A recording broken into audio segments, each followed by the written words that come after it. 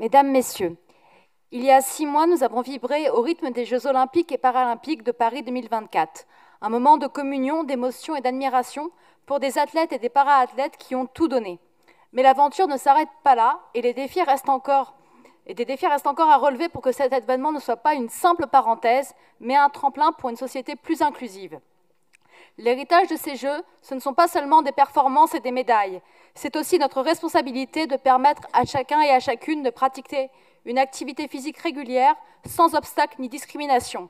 L'inclusion par le sport ne doit plus être une exception, mais la norme. Il reste cependant encore beaucoup de chemin à parcourir.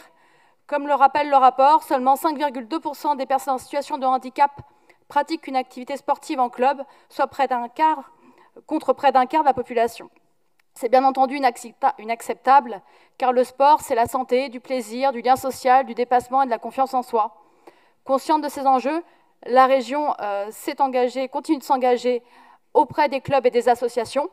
Grâce au dispositif Capasso, comme le rappelait Mohamed, 20 projets parasportifs ont vu le jour en 3 ans, créant 15 emplois dédiés au développement du sport pour les personnes en situation de handicap.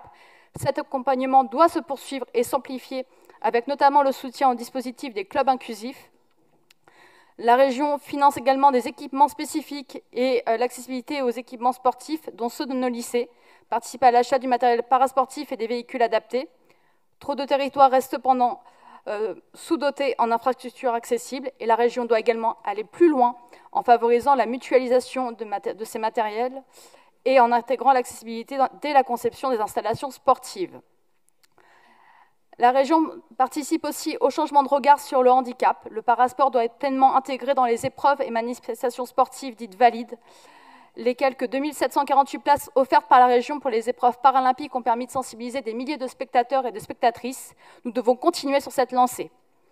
Comme le rappelle Marie-Amélie Le Fur, triple championne paralympique, originaire de Vendôme, présidente du comité paralympique et sportif française et nouvelle présidente de l'Agence nationale du sport, les Jeux paralympiques, ce ne sont pas seulement des médailles et des records, c'est avant tout une visibilité incroyable et unique pour représenter des valeurs qui nous tiennent à cœur, l'inclusion, la diversité, l'unité et la reconnaissance des personnes en situation de handicap. Les Jeux nous ont inspirés et rassemblés.